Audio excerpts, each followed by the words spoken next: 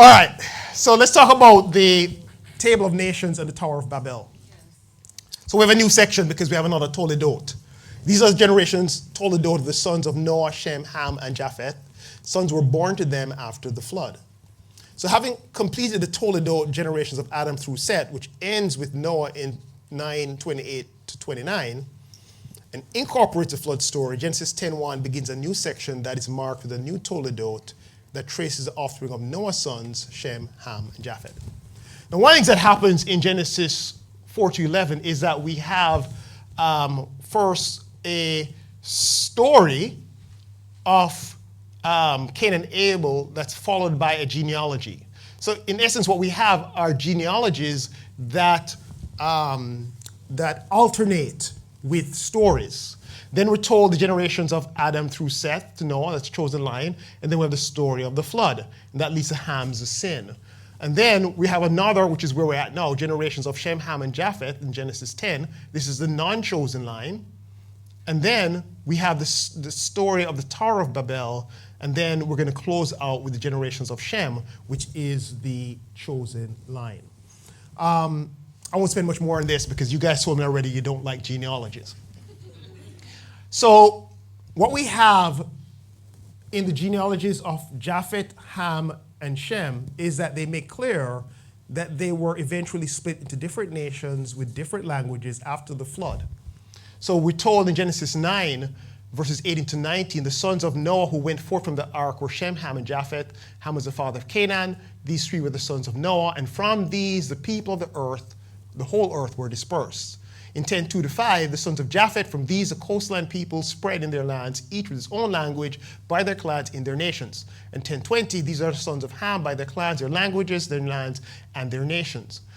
10:31, these are the sons of Shem, by their clans, their languages, their lands, and their nations. And then finally, 10:32, these are the clans of the sons of Noah, according to their genealogies in their nations. And from these the nations spread abroad on the earth after the flood. So what is very clear is that at some point, each of these sons, all the peoples that came from them were dispersed into different nations with their own languages.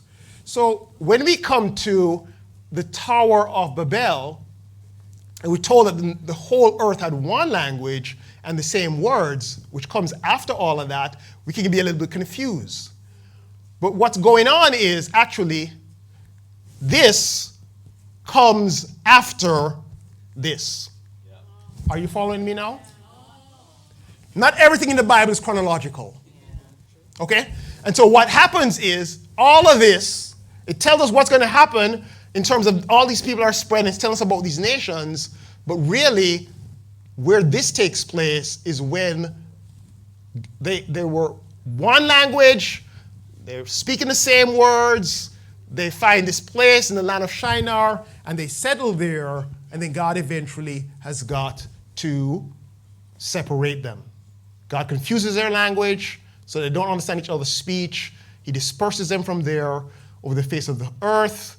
They stop building the city they started, and the name of that place was called Babel, because there the Lord confused the language of all the earth, and from there the Lord dispersed them over the face of all the earth. So Genesis 11 is really taking place before Genesis 10. Okay? But we're going to follow the sequence in Genesis by quickly looking at the Table of Nations before dealing with the Tower of Babel. Okay, so the genealogy contains the lineage of all three of Noah's sons, the non-chosen and the chosen, like Cain's genealogy did. Japheth's descendants are up here, and they're called people of the coastlands. They're largely sea peoples who do not have much to do with the Israelites. By contrast, Ham's descendants largely include people with whom Israel will have a lot of conflict. It includes Egypt, it includes Canaan, which is the main place where the biblical story is going. It also includes Babylon and Assyria and I mentioned the Canaanites already. And then the descendants of Shem really are from the Arabian Peninsula, because of course Abraham starts out in Ur of the Chaldeans and moves north to Aram and then comes down into Israel. Now, the Shemites include the Israelites who descend through Eber, from which we get the term Hebrew. And like I said earlier, Semites or Semitic comes from Shemite, which refers to the Israelites. Now, when we add together the nations listed, they add up to 70. And of course, that's a number of perfection. 7 days of creation or completeness times 10, 10 fingers, 10 toes, completeness. This suggests that this is not a complete list of all the nations of the world, but a selected and shaped list intended to be representative of all nations. Now, Jacob also has 70 descendants who go down into Egypt, and Jesus, we recall, sends out 70. Some translations say 72. But those numbers have a symbolic significance representing the number of nations in the world based on Genesis 10. So there's a correspondence between what God is doing in Israel and the nations. He never forgets the nations, but he's working in and through Israel to bless them. Now, Ham's lineage includes Nimrod, whose name means we will rebel. Yeah, that's what his name means. So, Cush, who is a descendant of Ham, he fathers Nimrod. And we're told that he was the first on the earth to be a mighty man. That's that term, Gibor again. He was a mighty hunter before the Lord, Gibor again. Therefore it is said, like Nimrod, a mighty hunter before the Lord, Gibor. The beginning of his kingdom was Babel, which is the same word as Babylon in the Bible. It's the same word. Same Hebrew word that they translate Babylon in some places, they translated Babel in some places. Erech, which is Uruk, that's where Gilgamesh came from, Akkad, and Calneh in the land of Shinar. From that land, he went into Assyria and built Nineveh. Nineveh is the capital of Assyria. Rehoboth, Ir, Kala, and Rezin between Nineveh and Kala, that is the great city. So this guy is a mighty warrior, Gibor, and hunter. He's responsible for building Babylon, which is in Shinar and Nineveh in Assyria. And those are two cities from which the people who would eventually oppress the Israelites and drive them into exile. And like Lamech in Cain's genealogy, Nimrod epitomizes the extreme violence towards which the non-chosen line of Ham descends. He represents the Mesopotamian empires that would oppress Israel with violence. Now, although the Tower of Babel story is narrated subsequently in Genesis 11, it most likely describes the efforts of Nimrod and his contemporaries in building the city of Babylon, which was representative of all these violent and oppressive civilizations. So, from wall carvings discovered in the palaces of Assyrian kings, just like the Romans, Assyrians testify themselves to how violent they were. These guys are part of the Gibborim mighty warrior culture in Genesis 10. And so what you're looking at is a display from the palace room of Sennacherib in Nineveh. Sennacherib was the king of Assyria who came and besieged Hezekiah in Jerusalem. And it's depicting the siege of Lachish. And this image that you're looking at is at the heart of the battle. And you see what they've built, siege ramps to get into the city. The image is not as clear as perhaps I would like it to be. And you find the defenders on the wall trying to stop them by throwing things down. So we got a war that is fully in. And these guys, they've got archers, they've got spearmen, so they have quite a sophisticated army. And they even have slingmen. And in the British Museum, we have actual stones that were used in the slings that were recovered from outside the city of Lachish. These are, maybe it's hard for you to tell, they're bigger than a baseball. They're like a softball, right? So when David was throwing his sling, he's not a little toy he had. This was a weapon of war. And these guys would use this stuff and toss those after they build up enough speed and they discharge it. That connects with your head. You no longer have a head. All right? And then we find them here. They're driving the Israelites out to exile. And here we have on one of the reliefs, you can barely make it out. Here are some Assyrian soldiers, and what they're doing is they're impaling Israelites outside the city wall. This is on the wall of the palace room for the king. So as you're walking in as a dignitary to see him, These are the images that greet you. And those images tell you, don't mess with us. Because we will come to your city, and this is what we will do. And Assyria is one of the nations that the passage tells us that this guy, Nimrod, he builds one of their cities, Nineveh. Their culture comes from out of this Gibborim culture that is now, even after the flood, still in existence. And this is actually an image taken from the Assyrian king's Ashurbanipal's palace in the city of Nimrod. And what we see is they're not just violent to humans, they're violent to animals. And there are lots of these images in Assyrian palaces where what they're doing is they're hunting lions for sport. And this is one of the things that conveyed their power, their ability to kill lions. So they're glorifying violence to animals. And this is, of course, opposite to the loving, benevolent care that God intended humans for us to imitate from him in being images of God and stewards over creation. And so there is a progression downward from Cain, through Lamech, through Nephilim, through Nimrod, to Babylon, who are the eventual violent oppressors. And so when we come to Genesis 11, we're already prepared for these people who are building this tower. They're trying to make a name for themselves by violently prevailing over and exploiting others. This is what empires are about. And we've talked about that earlier.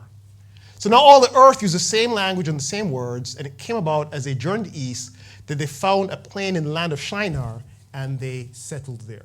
So they're beginning together, and they go east, and they end up in Shinar, really Sumer, same region as Babylonia, in which the city of Babylon is located. And this is a rich alluvial river plain, so they're able to grow a lot of crops, and because of that, they're able to build cities.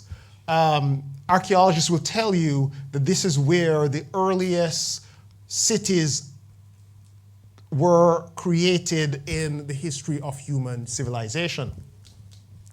And so this is east of, when it says in the east, it's east of Canaan, which is where the story is being written from. But east also represents east from God, right?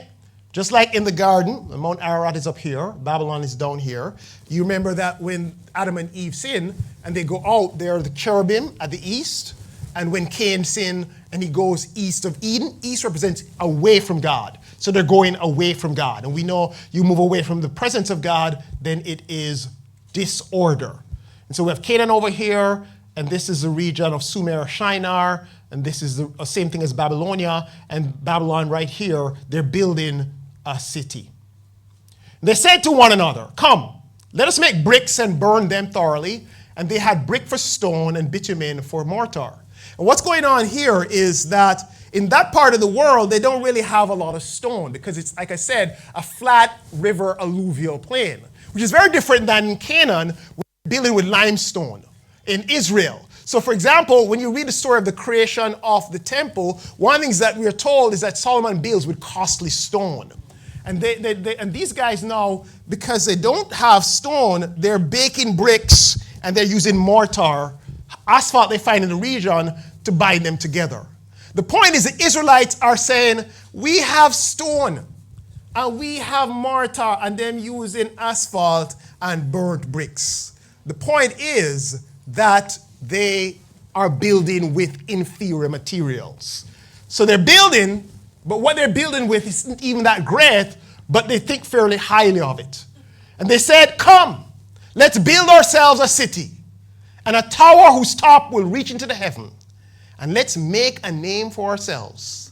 Otherwise, we will be scattered abroad over the face of all the earth. Now, they want to build a city, and the reason they're building the city is for security. It's like Cain.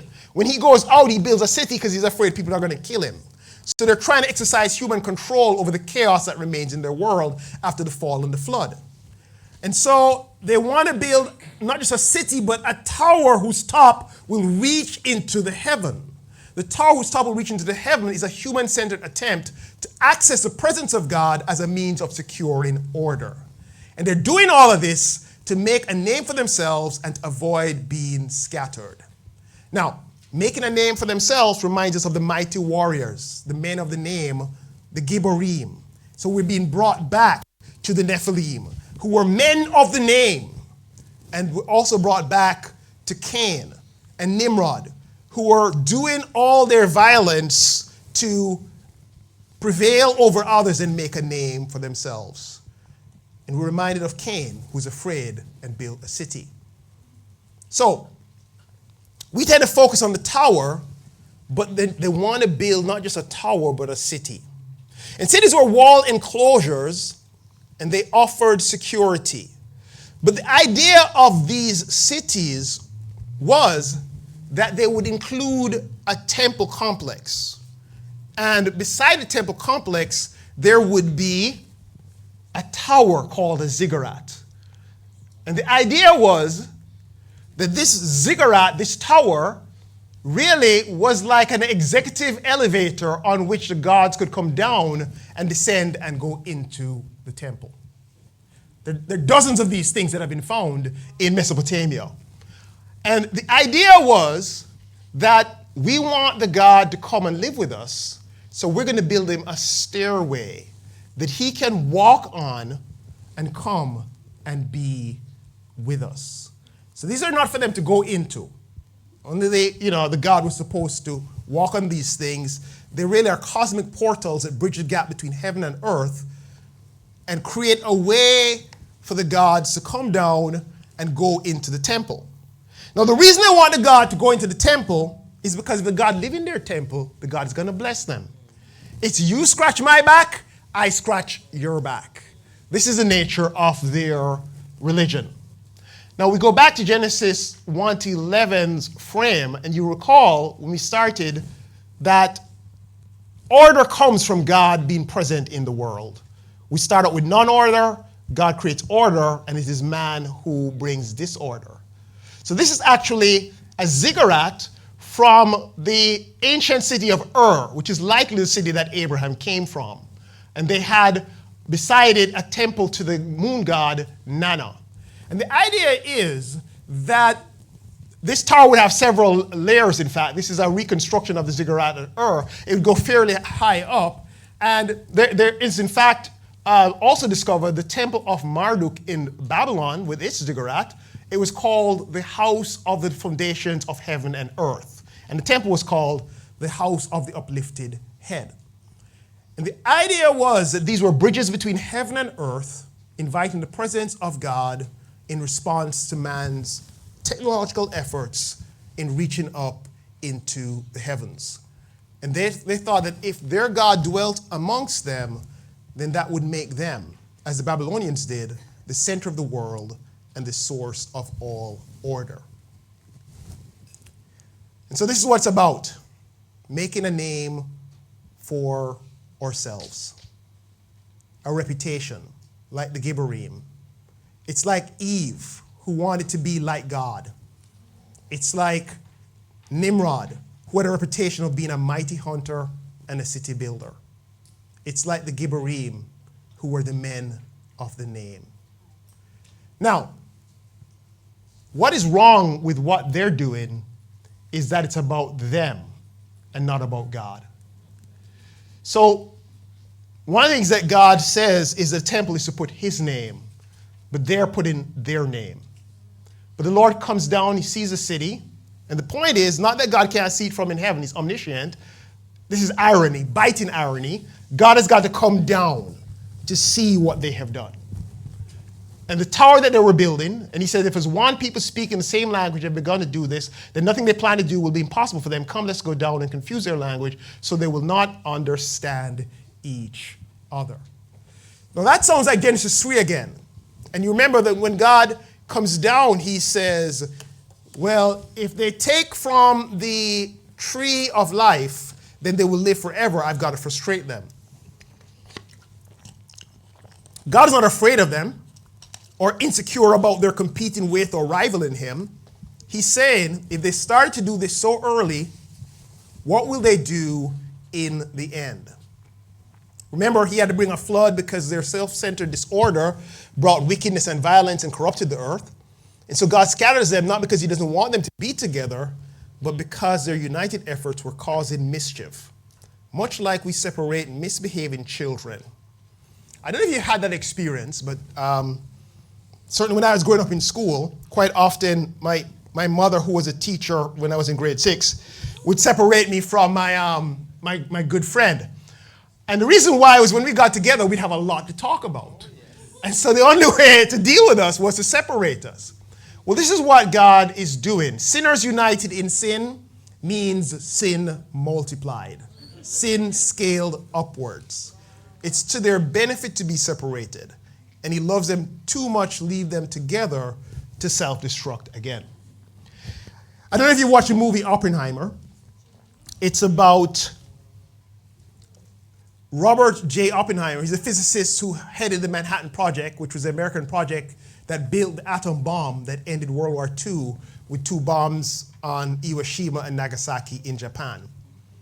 But they built this in a short frame of time because they had a lot of money, they were motivated, and they had some of the best scientists from all over the world organized around one thing. We're going to build an atom bomb. And they did it. And in fact, because they did it, we now have in our world more nuclear weapons than is necessary to eradicate the world. I think that's a picture of what happens when man is left unchecked. What happens is we can self-destruct. And I think it's this kind of selfish unity that God is dealing with, restraining in Genesis 11. There's a chiasm here as well, and in the center of it is the Lord came down. I won't spend much time on that. He scatters them from there over all the earth, which, by the way, he had told them to go fill the earth, and they said, we're not doing that, we're staying here. So he scatters them, they stop building the city, and that's why it's called Babel. Babel means gate of God in their language, but God confuses their language, and confuse means in Hebrew, the Hebrew word is balal, so there's a word play there. He confuses the language of the whole world. From there, the Lord scattered them over the face of the whole earth. So we have in Babel a cosmic rebellion in that humans are trying to restore order, establish access to God's presence by building a city and a tower that goes into the heavens in order to bring God down. And their efforts are self-centered, like in the garden. Just like Eve wanted to become like God, they're trying to reach into God's space to make a name for themselves. So God descends, observes their efforts, scatters them, and just like in Genesis 3, God similarly says, behold, now let's go down. And he scatters them, just like in the garden, we're told, behold, the man has become like one of us. Now the Lord sent him out from the Garden of Eden. And just like in Genesis 3, these guys journey east as well, which points to their rebellion against God. I think the point is that God, I won't spend time on Deuteronomy 32. Well, when the Most High gave to the nations their inheritance, when he divided mankind, he fixed the borders of the peoples according to the number of the sons of God, but the Lord's portion is his people, Jacob, his allotted heritage. And this is telling us that God basically takes Israel as his own, but he gives the other nations into the charge of the sons of God. And that tells us that what we have with Abraham is, and the people who come through him, a new beginning. So we find Jacob encountering God on his way out of the promised land in a dream in which he sees a stairway resting on the earth with his top reaching the heaven, and the angels of God are descending and ascending, and there above the stairway stands God, and he says that he's going to bless him with the land that he's lying on, and he's going to multiply him all over the earth, and all people are going to be blessed through him. And that word there, stairway, sulam, stepped, ramp, flight, or steps, it's like a ziggurat, but this one is built by God in order for God to build a bridge with man, and the bridge is through Abraham's descendants and not through the Babylonians' aspirations to reach up to heaven. So Jacob's ladder is really a stairway between heaven and earth, but it is one that is built by God. In this dream, it's pointing to God's plan to come down and dwell among people, but not by human effort, by his own effort, a stairway that he will build himself. And Jacob awakes. He says, God is in this place. And he says, how awesome is this place? It's none other than the house of God. It is the gate of heaven. That's similar to Babel, gate of heaven, but it's also the house of God. Well, Jesus is both the house of God because he dwells in the tabernacle of his flesh, which is the temple, and God is pleased to fully dwell in him. So he's the place between heaven and earth. But he's also the gate of God, because John 10 tells us that Jesus says he's the gate for the sheep. And he's also the way, the truth, and the life. So Jesus fulfills what Jacob says when he says that he is the place he's at is the gate of heaven and as well the house of God. And Jesus himself says that you will see heaven open and the angels of God ascending and descending on the Son of Man. Jesus is, in fact, the stairway that they were hoping to connect to heaven, but he's God's initiative and how God comes down to man. That's what tomorrow's sermon is about. Well, at Pentecost, what we have is Babel reversed. So what we have is God coming down in the Holy Spirit as wind that brings unity where there was previously confusion. And the nations that are at Pentecost are from roughly the same part of the world that the nations in the Table of Nations were from. And in your handout are all the comparisons between Babel and Pentecost. We have the nations there. We have man trying to reestablish presence of God by bringing God down. And at Pentecost, the Spirit comes down as a gracious gift that reestablishes divine presence and right relationship with God. At Babel, God confuses man's effort, but in Pentecost, he establishes a people to spread his name through Christ. God uses language to confound people at Babel, but he brings people together at Pentecost. And we have at Babel a tower built for human-centered unity leading to scattering. God unifies at Pentecost, but then he scatters in order to be fruitful and fill the earth with the rule of God. We have a community disrupted at Babel and one established at Pentecost. Well, the difference with the Tower of Babel is so far you will recall that we have a pattern where there's human sin, God says how he's going to judge it, and then there's grace and he executes judgment. Well, at Babel, things are turned around. Because yes, we have human sin, God says what he's going to do, but he actually does it. And so what is missing is the grace of God. And that's because it comes after with Abraham, which is where we are going to end. If I can, we looked at these slides before, so I won't spend any time going back over them. The word Shem in the genealogy of Shem means name. And so we have now a name that is unlike the name that is being built at Babel. We have a name that reflects the godly line that is coming to lead down to Abraham. And so when Shem was 100 years old, he fathered Arpachshad 2 years after the flood, and he fathers Arpachshad 500 years, and he had other sons and daughters. And then when Ner lived 29 years, he fathered Terah. Ner lived after he fathered Terah 190 years, has other sons and daughters. When Terah lived 70 years, he fathered Abraham, Nahor, and Haran. And then we have the generations of Terah. I won't spend much time on this because of our time constraints, but I think the point is that these guys, we're told that they are first in Ur, and then Terah leaves with Abraham to go from Ur. So they're down here, and then they move all the way, we're told, up to Aram, which is not on this map, but it is somewhere north of here. These are pictures of Ur of the Chaldeans. Terah took his son, and Lot, the son of Haran, his grandson, and Sarah's daughter, his son's Abram's wife, and they went forth together from Ur of the Chaldeans to go into the land of Canaan. But when they came to Haran, they settled there. The days of Terah were 205 years, and he dies in Haran.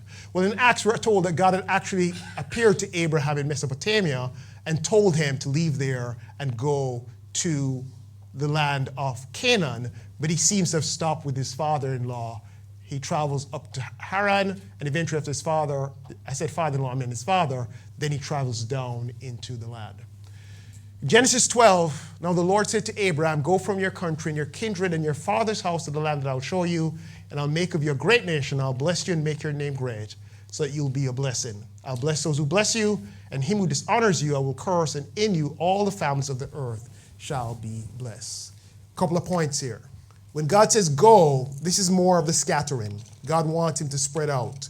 The Babylonians want to stay in one place to be blessed and to find security.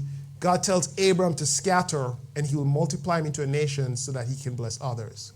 God says, I'm going to make you of you a great nation. God is starting over to make a nation out of Abram that is his own. He says, I will bless you, which is a repeat of Genesis 1 and Genesis 9. God is coming down to bless man, which is what they wanted at Babel. But God says, I will make your name great. This is the very thing the Babylonians wanted. God wants to make our name great, but at God's initiative and in his own way and not in man's. And God says, so you will be a blessing. The Babylonians wanted God to come down and dwell with them so that they could enjoy his blessing. God says he'll bless Abraham not for himself, but so that he'll be a blessing to all the nations. And those who bless Abraham will be blessed, and those who dishonor him will be cursed. God's going to take care of him. God has given the security the people wanted at Babel. And he says, in you all the families of the earth shall be blessed. God hasn't given up on the other nations or families, but he's working through Abraham. God is blessing all peoples through Abraham, whereas the people at Babel were seeking to be the only ones blessed. And so the story of Abraham's family and the nation that God makes out of him is a story of the rest of the Bible. It's also our story as Christians. And that's where hopefully we will go on our next live event on November 2, where we're going to explore together the story of Abraham.